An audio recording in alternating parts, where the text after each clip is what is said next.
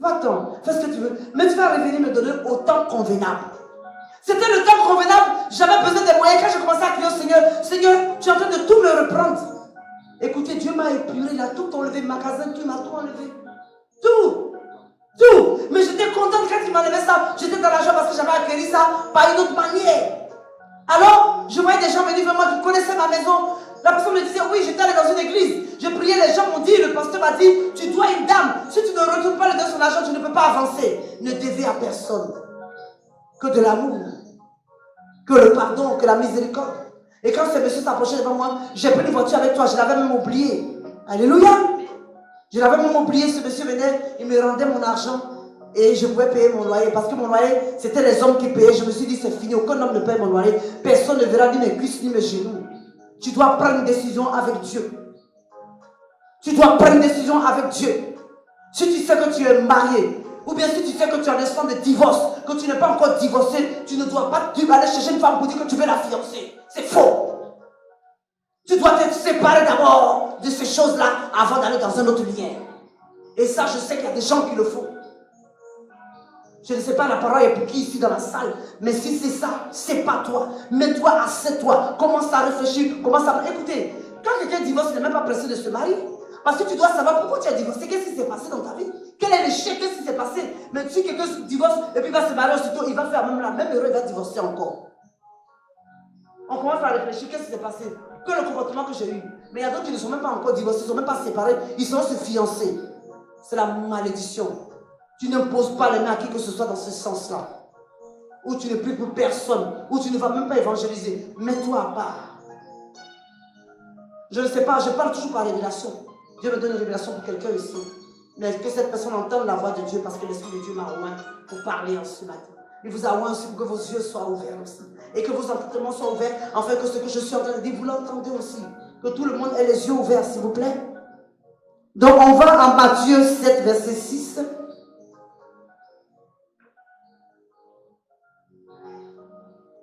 Dieu nous a oint pour la réconciliation. Il nous a oint pour le rapprochement. Il nous a oint pour partager. Il nous a oint pour aimer, pour pardonner. Matthieu 7, verset 6. Rapidement, Matthieu 7, verset 6. Matthieu 7, verset 6. Je lis la parole du Seigneur. Amen. Ne donnez pas les choses saintes aux chiens et ne jetez pas vos perles devant Ne donnez pas les choses saintes aux chiens. Et ne jetez pas vos perles devant les pourceaux. Alléluia. De peur qu'ils ne les foulent aux pieds. Il parle aussi de vous, de votre corps, qui est le temple du Saint-Esprit. Ne donnez pas les choses saintes à ces personnes-là. Ne les laissez pas vous épurer. Enlevez ce qui est important dans votre vie. Ne laissez pas retirer ce que Dieu a mis en vous. Alléluia. On continue. Qu'ils ne les foulent aux pieds, ne se retournent et ne vous déchirent. Voilà, qu'il le foule au pied. Ça veut dire qu'ils ne vont même plus te considérer parce que tu leur as donné tout ton corps. Tout ce qui est en toi, tu leur as tout donné. Donc ils ne vont même plus te respecter. Alléluia. Alléluia. Oh, que Dieu te bénisse, ma fille. Matthieu 6, verset 7.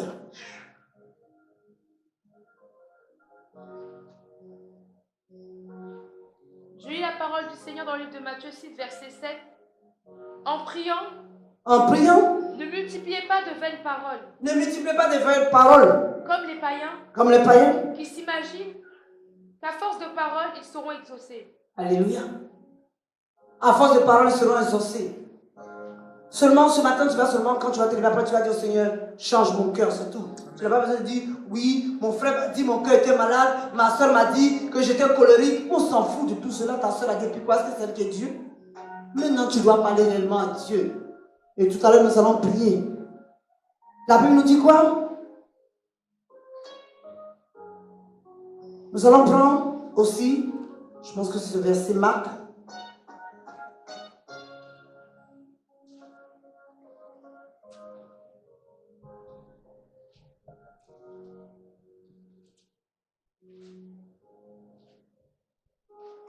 Vas-y, prends mon Marc 6, je veux voir. Je l'avais aussi noté. Je Je veux d'abord si c'est ça. Marc 6, verset Non, Marc 7, pardon, 7 aussi. Marc 7, Non, c'est pas ça. On continue, s'il vous plaît. Galates 5, verset 14.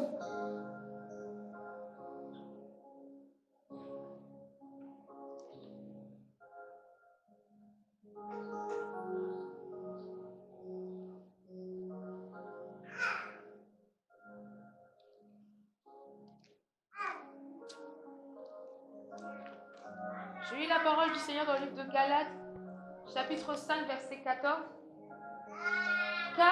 Car Toute la loi est accomplie toute la loi est accomplie dans une seule parole. dans une seule parole. Celle-ci, Celle-ci, tu aimeras ton prochain comme toi-même. tu aimeras ton prochain comme toi-même. Continue. Mais si vous vous mordez Si vous vous mordez, et vous dévorez les uns les autres, si vous dévorez les uns les autres, prenez garde que vous ne soyez détruits vous ne soyez détruits entre vous-mêmes, les uns par les autres. les uns par les autres. Écoutez, voilà ce que Dieu nous dit. Si nous commençons à nous critiquer, commencer à calomnier, moi je vous ai dit quelque part que quand je suis arrivé dans cette retraite, ou quand le Seigneur commençait à me visiter, tout le monde était contre ma vie. Alors tout le monde me rejetait. Oh c'est bon, c'est toi ce qui est venu, c'est toi que Dieu touche. Il y a des choses que les gens font dans les églises. Ils commencent à calomnier, oui, elle pense qu'elle est meilleure aux autres. Même quand tu rends témoignage, ils commencent à dire oui, c'est elle qui rend toujours témoignage. Continue à rendre témoignage. Continue à parler du Seigneur. Continue à parler de ce que Christ en fait en toi et ce qu'il a l'intention de faire et ce qu'il continue à faire dans ta vie.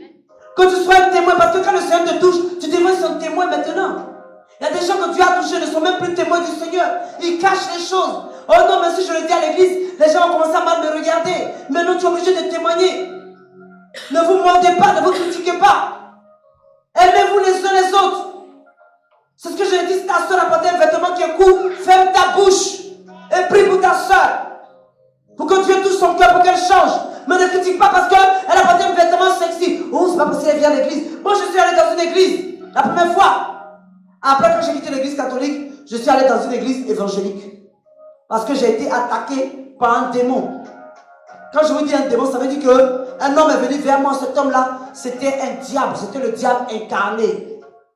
Quand je dis le diable incarné, vous savez, quand vous commencez à accepter le Seigneur, que vous devez aller dans les lieux du mariage, vous pensez que Dieu a même tout dessus l'homme de votre vie. Le diable incarné s'est présenté à moi. Où je connais la parole de Dieu. Je dis, je vais t'amener à l'église. Donc j'ai été séduite. Ça veut dire qu'il voulait détruire tout ce que Dieu avait fait dans ma vie, toutes les délivrances. J'ai été séduite, je me suis dit, voilà l'homme parfait parce que j'ai demandé à un mari. Arrêtez de prier, Seigneur, donne un mari. Commence déjà à dire au Seigneur de t'éduquer d'abord avant de te chercher un mari. Moi, je n'ai même pas demandé l'éducation, j'ai dit un mari tout de suite. Pourtant, je n'étais même pas encore éduqué. Je ne savais même pas faire la cuisine, je voulais déjà un mari. Commence à apprendre à faire la cuisine. Commence à commencer à aimer un homme d'abord dans ta vie avant de demander un mari. J'avais commencé à demander un mari. Alors le diable s'est présenté. Il a dit, attends, tu vas voir, je viens là. Alors le monsieur, il arrive. Il vient vers moi. Oh, c'était un monsieur. Il était ruiné, fatigué. Ça veut dire qu'il était fatigué par les femmes. Mais il m'a fait croire qu'il était même pasteur. Pourquoi pas? Vous les connaîtrez par leurs œuvres et par leurs fruits, dit le Seigneur. Vous les connaîtrez par leurs œuvres et par leurs fruits. Il fallait que le fruit que je vois, le fruit était pourri. Mais avant de voir le fruit pourri, il fallait quelque part que je sois frappé d'abord. J'ai pensé que c'était l'homme parfait, je me suis approché de lui. Marchait tranquillement, mais tous les jours il avait des explications. Oh, il me manque d'argent pour faire ça, oh, il me manque ça. C'est pas un problème pour moi. Je vous ai dit que j'ai appris à aimer, j'ai appris à donner, je donnais. Oh, bon, on va à l'église. J'ai dit non, à l'église on est tout simple, on ne couche à personne jusqu'à ce qu'on se marie. Il m'a amené à l'église évangélique. Mais ce n'est pas la bonne église. Il m'a amené dans le comment vous appelez ça? Christianisme céleste. Arrivé au christianisme céleste, il allait d'abord dire au pasteur du christianisme céleste que moi, j'avais des esprits. Oh, que c'était lui qui était le diable incarné. Mais j'arrive dans l'église, quand on rentre dans l'église, je le trouve bizarre. Je dis, mais attends, qu'est-ce qui se passe? Je comprends rien. Seigneur, c'est toi qui m'as envoyé cet homme ou quoi? Non, c'est pas Dieu. L'Esprit de Dieu est sur moi, il ne peut pas m'envoyer quelqu'un qui est dégueulasse. Je vous dis que Dieu, c'est le diable incarné. Vous allez rencontrer des hommes, mais c'est le diable incarné. Quand vous devez faire partie d'une délivrance, quand vous êtes femme de délivrance, un homme de délivrance, le diable va venir d'abord dans votre vie d'abord. Venir vouloir faire un travail, mais il va échouer. Alors il est venu dans ma vie, mais je vous dis quelque part qu'il dit qu'il est pasteur, et tout quand on va dans l'église, je prie plus que lui. Parce que j'avais appris à prier, parce que j'avais rencontré le Seigneur. Mais tout ce que je voulais, c'est que je me suis rendu compte que je n'étais pas à ma place, il fallait changer encore d'endroit. Donc je suis obligé, quand il m'a parlé de l'église évangélique, je dis je vais avec lui. On allait dans l'église. Mais dans l'église, c'est là maintenant ma révélation a commencé. Je vois les gens, au lieu de marcher sur la tête, ils marchaient, au lieu de marcher sur le pied, ils marchaient sur la tête. Je dis, mais tu m'envoies dans quelle église? C'est quoi ce truc-là? Cristallis célèbre, mais qu'est-ce que c'est quoi? Céleste où? Je dis, mais c'est quoi ce truc-là? Et lui-même, après un moment, je sentais une odeur de chacal sur lui. Mais je me suis dit, peut-être qu'il ne s'est pas douché. Mais non, l'odeur de chacal était vraiment un chacal. Je dis, mais qu'est-ce que ça, tu t'es pas douché ou quoi? Il dit, mais si je viens de prendre ma douche, mais tu sens le chacal. Il me dit, mais tu es méchant. Je dis, mais c'est vrai, je pouvais te dire la vérité, tu sens le chacal. Mais c'était le diable incarné, il sentait le chacal. Après, il a commencé à sentir le bouc. Je dis, mais qu'est-ce qui se passe? Mais Seigneur, c'est quoi ces trucs-là? Mais pourquoi ça de ma vie? Après, je viens de te connaître. Mais je commence à voir les choses. Le monsieur se servait de moi parce que Dieu m'avait conduit dans une révélation parfaite. J'étais devenu comme pour lui un marabout maintenant. Je m'asseyais, il faisait venir des gens et il prenait de l'argent. Il faut que tu lises la vie de ce monsieur. Je dis, mais non, moi je m'en fous de prendre l'argent ne m'intéresse pas, j'ai eu tout l'argent. Non, mon ami est là. Je dis, non, ça c'est pas ma place encore. Quelque chose se passait. Mais je vous dis que, vous savez, quand vous faites partie de délivrance, un mois bien déterminé, tu dois te lever. Non, le diable ne peut pas s'incarner dans ta... ne peut pas marcher avec toi pendant longtemps. Il fallait que je me lève un moment, j'ai entendu, boum, l'Esprit de Dieu est sur moi, il m'a oint. Et il est sur toi, il t'a oint. Quand l'Esprit de Dieu est sur toi, il descend tout doucement dans toi dès que tu es en danger. J'étais en danger, il était sur moi. Il fallait qu'il descende en moi, qu'il fasse un travail dans ma vie, qu'il commence à chauffer mon corps. Il commence à m'amener à voir les choses autrement. Je vois cet homme maintenant en boucle. Je vois les sabots, tout de tout. Je dis, c'est quoi? Le Seigneur dit, prie. Parce que tu vas rentrer dans une mission de délivrance. Il faut que le diable vienne maintenant devant toi pour te dire que tu n'as pas la capacité de le délivrer. Tu dois faire tomber cet homme. Oh là là. On se lève. J'ai commencé à me lever. J'ai commencé à prier. J'ai commencé à prier. Quand je prie, le gars, il a peur de moi. Mais non, arrête de prier. Mais qu'est-ce qui se passe? Pourquoi tu pries comme ça? Mais c'est bon. On n'a pas dit, il faut que tu tombes. Pourquoi tu es une femme de jeûne? Il ne faut pas jeûner comme ça. Je lui ai dit, le jeûne, c'est ma vie. Le jeûne, c'est ma vie. J'ai commencé à jeûner. Quand je vous dis que j'ai jeûné, le gars a pris la fuite. Le chacal, le bouc, il a pris la fuite. Quand il a pris la fuite, j'ai regardé, j'ai dit, mais attends, tu ne me pousses plus maintenant? Mais il était venu détruire. Il va y avoir des hommes qui vont venir, des femmes qui vont détruire ce que Dieu a mis en vous. Il était venu détruire la sémence de Dieu. La meilleure semence, la semence la merveilleuse. Il voulait détruire ça. Mais c'est ma sémence à moi, Dieu me l'a donnée. Personne ne peut la retirer, cette sémence.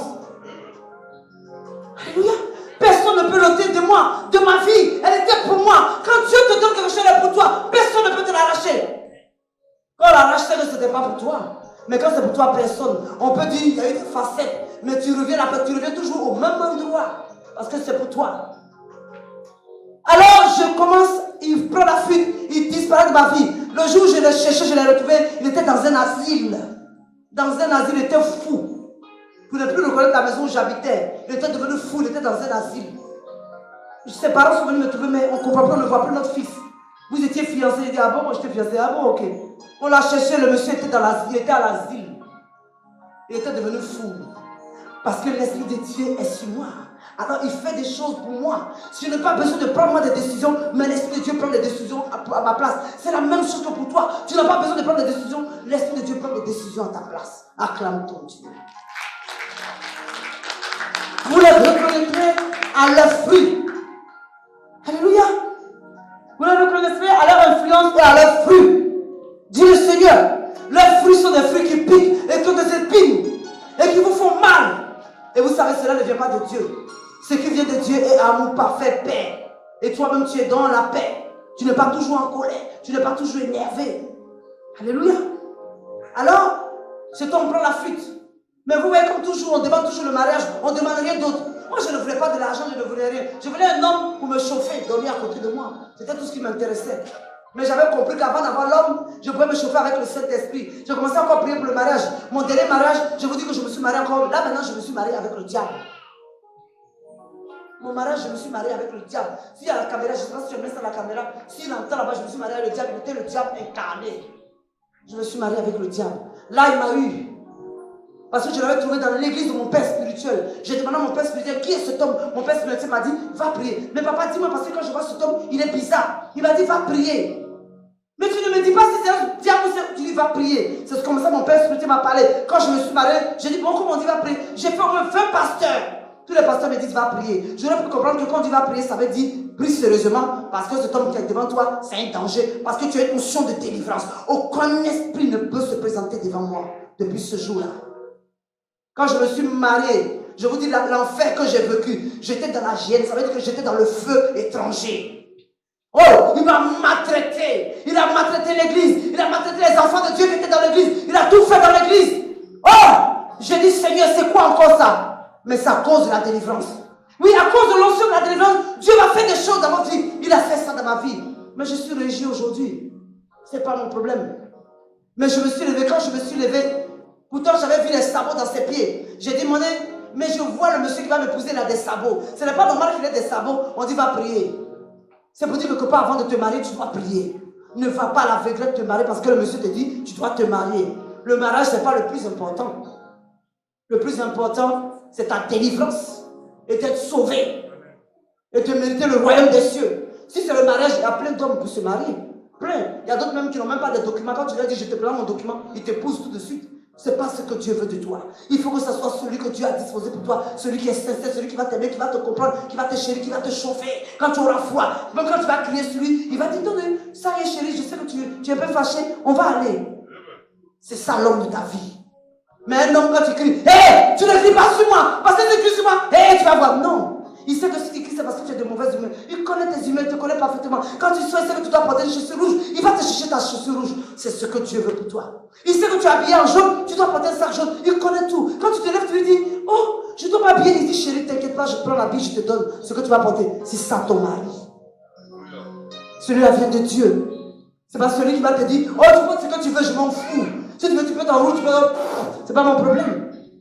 Alors tu dois reconnaître celui que Dieu a disposé pour toi. Et tu le reconnaîtras quand tu vas le voir. Il va t'apporter le café dans le lit, le pain au chocolat, tout dans le lit. Mais toi aussi, tu dois lui apporter aussi. Quand tu te lèves le matin, tu sors le dos du café, tu te dis, la chair de ma chair, les os de mes os. Oui, là maintenant, j'ai rencontré l'homme de ma vie. Acclame ton Dieu. Vous le reconnaîtrez. On n'a pas besoin de vous faire un dessin. Mais quand tu commences à dire, tu commences à prendre un homme, et puis tu lui dis, chérie, je t'en prie, est-ce que tu peux aller m'acheter? Il dit, ce n'est pas écrit sur mon front que je suis un esclave.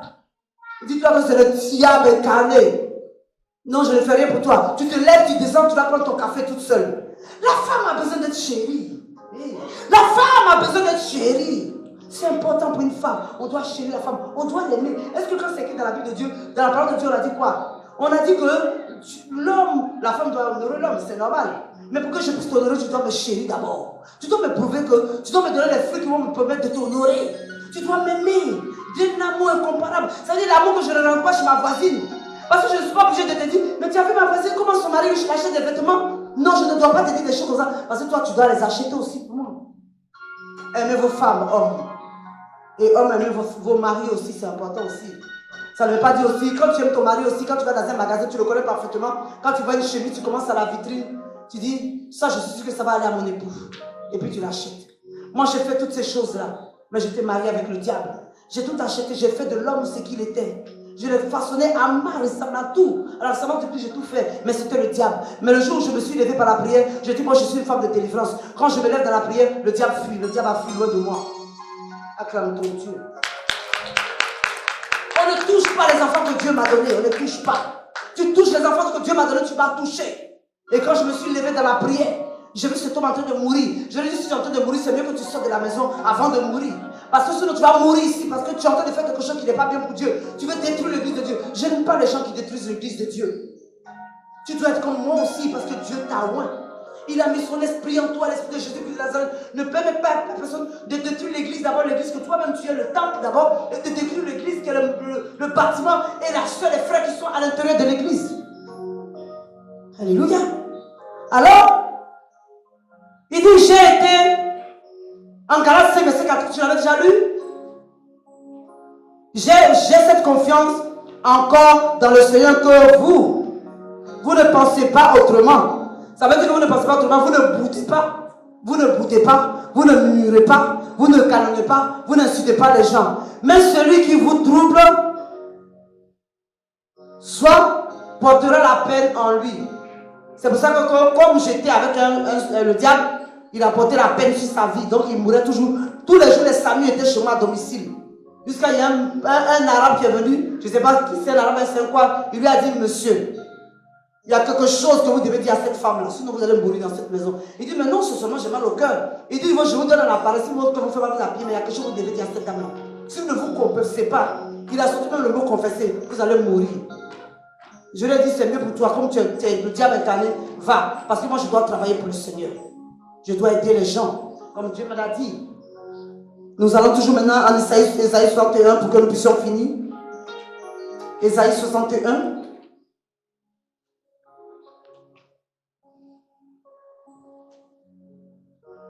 Avant de prendre Isaïe 61, excusez-moi, toujours dans Galates 5, nous lisons le Galates 17 à 26. 17 à 26.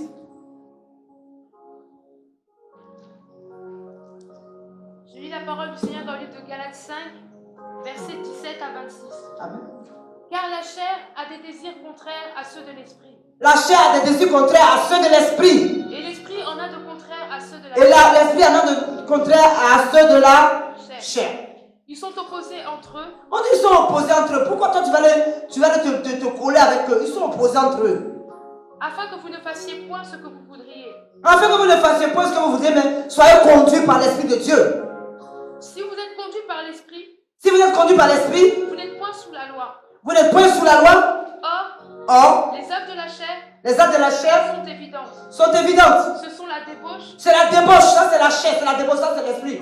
La sorcellerie, l'impureté, l'impureté, le dérèglement, le dérèglement, l'idolâtrie, l'idolâtrie, aller se prosterner devant des statues, aller adorer des statues, aller adorer les chiens, se prosterner devant les chiens, se prosterner devant Bouddha, toutes ces choses-là, se prosterner devant la reine égyptienne.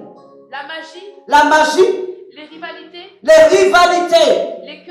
les querelles, les jalousies, les jalousies, les animosités, les disputes, tout ça ne vient pas de Dieu. les divisions, Les divisions, les sectes, l'envie, l'ivrognerie, l'ivrognerie, les excès de table, les excès de table, la gloutonnerie. Il y a des gens qui mangent tellement, mais ils sont pleins. Mais comme ils savent qu'ils ne veulent pas partager, ils veulent tout vider. Je vous ai parlé une fois de ma tante. Elle aimait tellement la nourriture qu'elle cachait la nourriture sous le lit. Quand on sonnait à sa porte, elle cachait la nourriture sous le lit pour ne pas qu'on en mange aussi. C'est cela. Continue. et les choses semblables. Et les choses semblables. Je vous dis d'avance, Je vous dis d'avance, dit le Seigneur, comme je l'ai dit, comme je l'ai dit, que ceux qui commettent de telles choses ceux qui commettent de telles choses n'hériteront point le royaume de Dieu. ne retournent point du royaume de Dieu. Mais le fruit de l'esprit, Mais les fruits de l'esprit, c'est l'amour, l'amour, le premier commandement, l'amour. la joie, La joie. C'est pas normal qu'un chrétien vienne à l'église et puis il a le visage serré.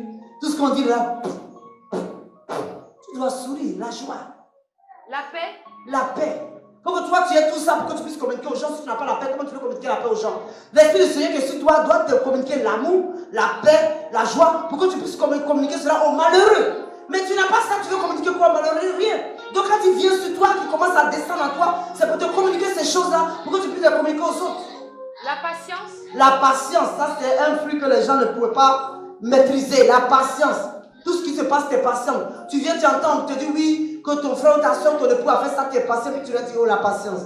Mais que fait la patience aussi qu'elle est trop exagérée. Bon, que continue. la bonté, La bonté, la bienveillance, la bienveillance, la foi, la foi. la douceur, La foi, c'est qui déplace les montagnes. De croire que Christ est avec toi, de croire qu'il est capable de te guérir, de croire que la maladie que tu vis, c'est pour un certain temps, de croire que tu n'es pas marié, c'est pour un certain temps, tu n'as pas de papier, c'est pour un certain temps. Tout ça, la douceur, la douceur, la maîtrise de soi. la maîtrise de soi. La loi n'est pas contre ces choses. La loi n'est pas contre ces choses. Ceux qui sont à Jésus-Christ Ceux qui sont en Jésus-Christ ont crucifié la chair ont crucifié. Ça veut dire ont mortifié la chair, se sont séparés de la chair, ont piqué tout, enlevé la chair. avec ses passions et ses désirs. Avec ses passions, ses désirs. Moi, je vous ai dit, quand j'ai rencontré le Seigneur, je suis débarrassé de la chair, ses passions, ses désirs. Les passions de la chair, la facilité. La facilité. Non, je me suis débarrassé de la facilité. Si nous vivons par l'esprit, Si nous vivons par l'esprit, marchons aussi selon l'esprit. marchons aussi selon l'esprit. Ne cherchons pas une vaine gloire Ne cherchons pas une vaine gloire en nous provoquant les uns les en autres. nous provoquant les uns les autres. En nous portant. Benjamin, mon fils, tu t'as 2 minutes. Tu vas aller au travail, c'est bon, Benjamin. Amen, amen. Va prendre Galates 6, verset 9. 6, verset 9. Ne nous lassons pas de... Non, on avait déjà lu. Verset 10, s'il te plaît. Verset 10. Tu as aussi lu? Ainsi donc, pendant que nous en avons l'occasion, pratiquons le bien envers tous. Amen. Et surtout envers les frères dans la foi. Alléluia. C'est le message que Dieu voulait que je partage avec toi ce matin. Dieu voulait que je t'apporte ce message et te dire aussi que j'étais appelé ailleurs, donc c'est ce qui a fait que j'ai tardé un peu. Nous allons nous lever. Nous allons nous lever. Nous allons mettre la main sur notre cœur.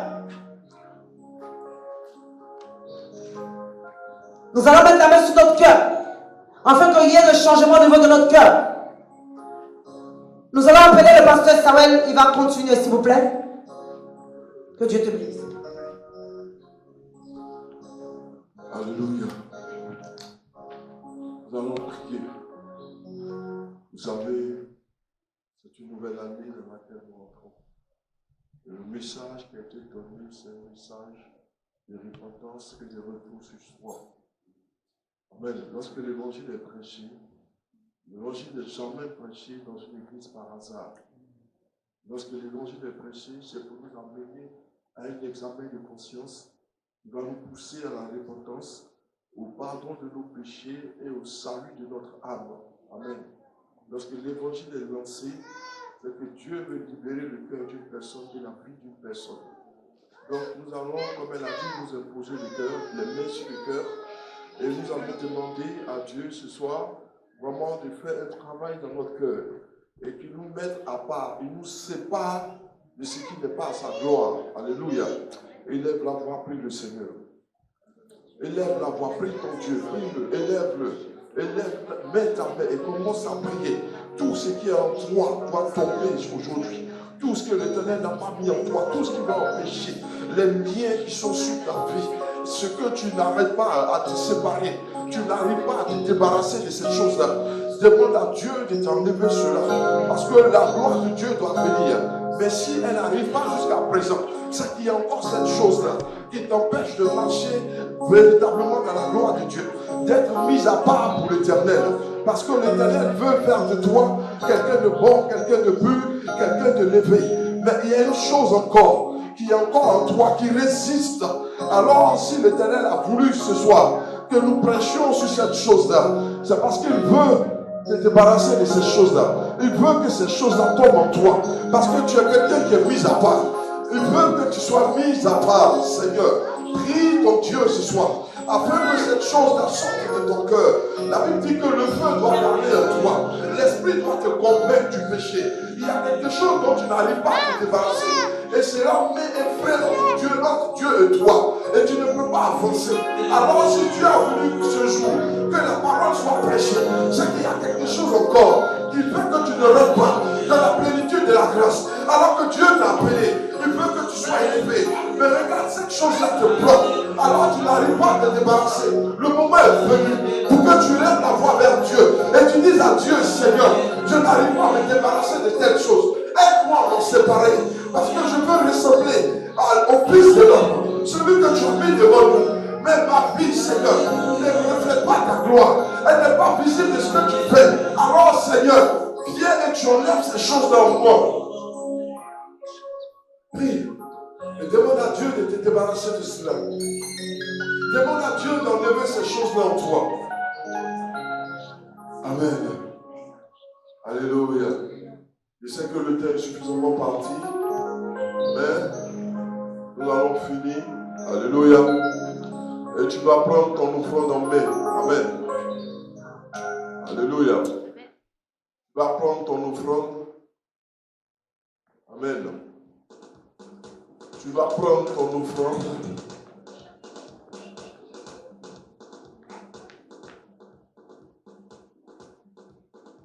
Tu vas faire ton offrande à l'Éternel. Amen. De la manière dont la parole t'a été donnée, de la manière dont tu as entendu l'évangile sorti, de cette manière tu vas apporter dans la maison de l'Éternel. Donnez-nous 5 minutes et nous allons finir. Amen. Je sais que vous regardez le temps. Amen. Mais la servante s'est excusée devant vous. Alléluia. Elle était en train de prêcher ailleurs. Amen. Je sais que nous avons les contraintes de temps. Mais donnez-nous 5 minutes et nous allons finir par là. Alléluia. La parole a été prêchée. L'évangile a été donné. Alléluia. De cette manière, la joie qu'a transmis cet évangile. Amen. Tu puisses maintenant apporter dans la main du Seigneur, dans la maison du Seigneur. Amen. Dans la maison du Seigneur, la semence qui convient. Nous sommes là les mercredis à l'église de Mont Sinaï. Les mercredis, c'est des temps d'enseignement. Et les dimanches, c'est le culte de prière, d'édification et de délivrance. Amen. Alléluia. Dieu nous a bénis ce soir. Nous voulons lui apporter aussi notre grâce et notre bénédiction. Amen. On va se tenir debout tous, avec son offrande en main. Tout le monde a reçu son enveloppe. Alléluia. Et nous allons apporter. Juste 5 minutes, nous avons fini. Amen. Tu vas te tenir debout avec ton offrande. Et je vais prier le Seigneur. On va faire rangée par rangée pour ne pas qu'il y ait trop de bousculade. La rangée de droite peut venir, s'il vous plaît.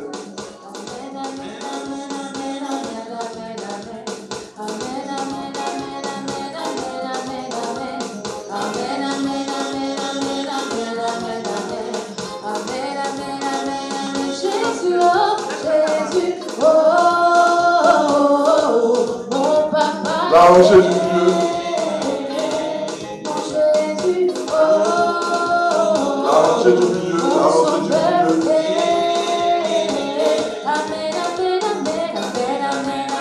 Amen. La rangée de gauche.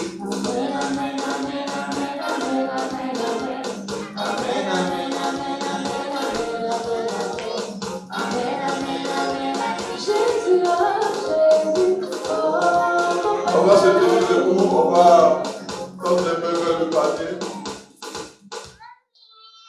Seigneur, nous te bénissons, nous te rendons toute la gloire. Voici ce que nous t'apportons. Voici notre sémence que nous mettons devant toi, Jésus de Nazareth. D'être béni, comme il a mis dans ce panier, comme c'est nos parties, parce que c'est toi le pourvoyeur de toutes choses.